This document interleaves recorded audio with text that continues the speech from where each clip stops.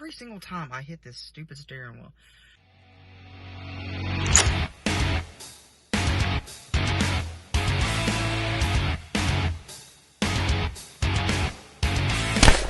What is going on, everybody, and welcome back to the Newest Gun Guy, used to be the Newest Gun channel on YouTube.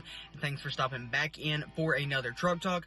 If you're new here, make sure you subscribe and hit that notifications bell. Truck Talks is where we dive into a wide range of things. You never know what we're going to talk about. It could be firearms, or it could just be anything. And Truck Talks is where we sit down, think really hard about some things, and we just try to become better people and better people in our society. All right, cool. Like it? Alright, hit that subscribe button, hit that notifications bell, and if you really want to help the channel out, seriously, it really does help, give this video a thumbs up. It seriously helps. And if there's some sort of truck talk that that you want to hear, put it down in that comments below, and we'll get it on the list, and we'll make sure we get to it. Alright, cool? Cool, sweet. Alright, guys, so we got a little late night version, so I've got an awesome weekend planned ahead for y'all. Let's see here, what is it, Thursday night, I think? We got Friday Truck Talk, we got a video coming out on Saturday, Sunday, Monday, and Tuesday. 5 straight days of new videos and stuff. It's going to be absolutely awesome for y'all. So what we're going to talk about today, Subway.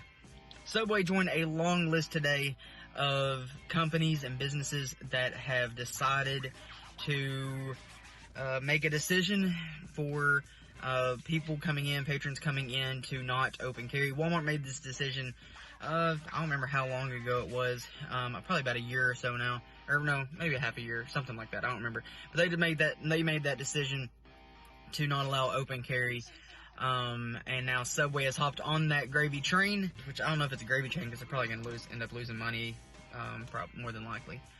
But anyways, Subway hopped on that train, and I'm going to put this up here. This is straight from Subway's website. If you're curious of where to find this, go to Google, type in Subway open carry, and it'll give you, like, their values of their page and stuff, like what the company stands for, and go down to community and click on health and safety. They kind of hid it in there, like all the other ones have their own tab, and the open carry rules, they slid into health and safety. Smooth move. Alright guys, so I'm going to read this straight from here. Open carry of firearms for the consideration of comfort of restaurant employees and guests, Subway respectfully requests that guests other than authorized law enforcement refrains from openly displaying firearms inside a restaurant, even in states where open carry is permitted. So guys, this is another business that's hopped on it, that even though if you live in a place that you're allowed to open carry, they still don't want you to carry. One thing I do want to point out though is it says they request. What if I deny that request? I'm just pointing it out. Now, maybe I just gave them a little bit of a headway, and now they're going to go and add it in that it has to be, but they requested it. They didn't tell you. I'm just saying. One thing I do want to say first, I want to start off with this is, and I got a list here. I'm ready and prepared. One thing I do want to say about this time is, guys, this is their company. It's their grounds that, you know, they can do it. And there are some people that are really upset about it. That's not too long ago were the ones that were saying, well, it's their company, they can do what they want in certain situations. So guys, we got to have it one way or the other. It's either their company and they can do what they want, or it's their rights and stuff like that. Now, it is the Second Amendment, so now listen, I'm on your side. I think you should be allowed to. But I'm just playing a little bit of devil's advocate, because remember, Truck Talks, we're here to think. You know, we're here to really dive into some serious stuff, and this is one of them. So, guys, I mean, it's their business, it's their right, but at the same time, you know, it is the Second Amendment. You know, this is in our Constitution and our Bill of Rights and all that stuff. Another thing in there saying that they have is for the employees and the guests, for them to feel comfort. Why do you feel uncomfortable? Like, I'm genuinely asking. I'm not asking to be mean about it or anything like that. I'm genuinely asking and stuff. Is it the firearm or is it the person?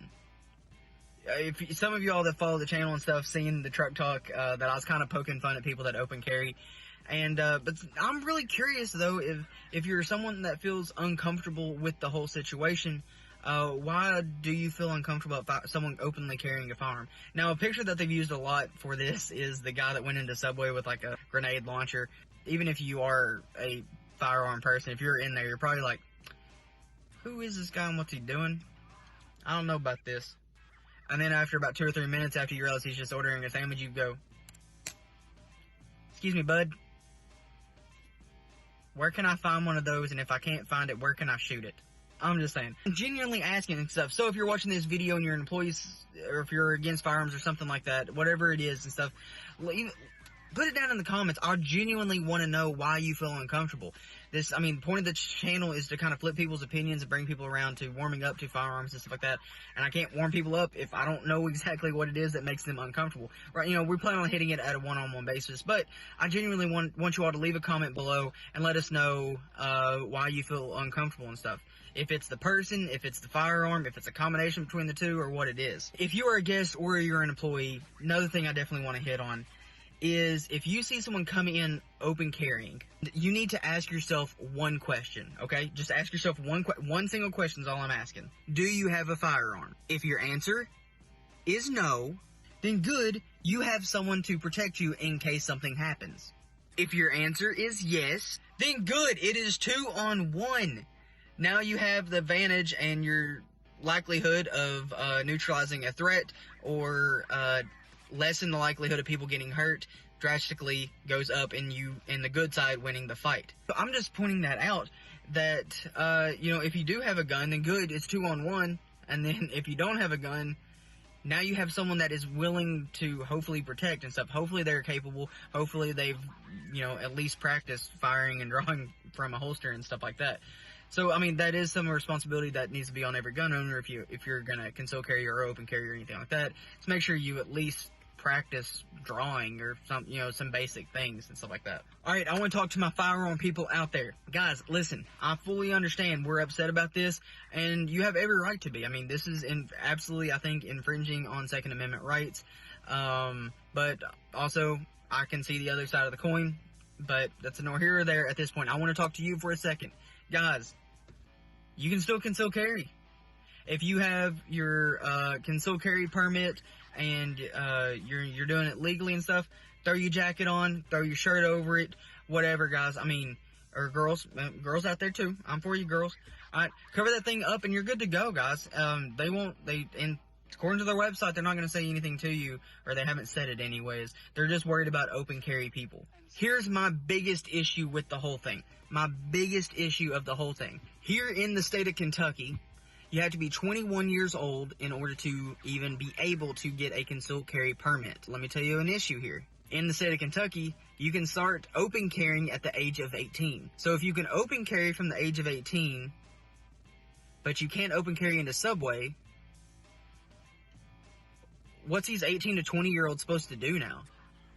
They're either not going to go into Subway, so congratulations, you just lost business, or they're going to have to take their gun off, put it in a lockbox in their car or their truck, stow it away, then go in, get their sandwich, come back out, put it back on and stuff like that. People probably aren't going to do that, or they're just going to go in the store anyways.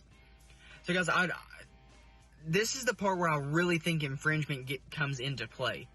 If it's they just don't want you to open carry, they don't care if you conceal carry, to me it's not a huge deal and stuff, guys, girls, just cover it up, alright? We can kind of slide around that one. The part that I really have the issue is people from 18 to 20-year-olds here in the state of Kentucky. I don't know where you live or where your local laws are or anything, or your state laws and things like that.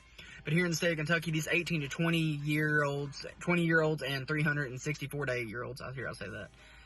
18-year-olds to 20 years, 364 days-year-olds here in Kentucky and stuff. These guys are now are going to be without their firearm if they elect to carry, which they should. So guys, that's where I truly have the issue with, is the people that aren't eligible to conceal carry because of their age limits. This brings me to my next point. We live in a crazy world today. A crazy world. So today, I checked on it, and I checked multiple links. I looked up what the numbers actually were for mass shootings in gun-free zones. The numbers are mind-blowing. Now, there's a ton of different ones out there. You can, I went through, I think it was the top 10 links that when you type it in on Google, and most of them gave me numbers between 95 to 98 or so. 95 to 98%. And what counts as a mass shooting is, or mass murder, or mass killer, or whatever it is, whatever you want to call it, is 4 people die in what happens. In firearms, if 4 people die, it's considered a mass shooting. Think about that. 95 to 98% of mass shootings, mass murders, happen in gun-free zones. So now you're just inviting violence even more than already. Now there's some out there that say, well, no, it's actually only 9% because you got to take out private property and take these out and take these out. And they take out all the things that classify it as being a high number. They just add in the 2 or 3 cases that that fits their agenda, stuff like that. And that's fine. You know, make your numbers match to whatever you want, I guess.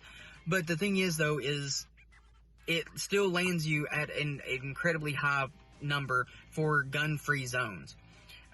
So I think that is definitely something that we have to look at even more, is that, I mean, it's a crazy number that happens in gun-free zones. So the more gun-free zones we have, the more people are liable to get hurt.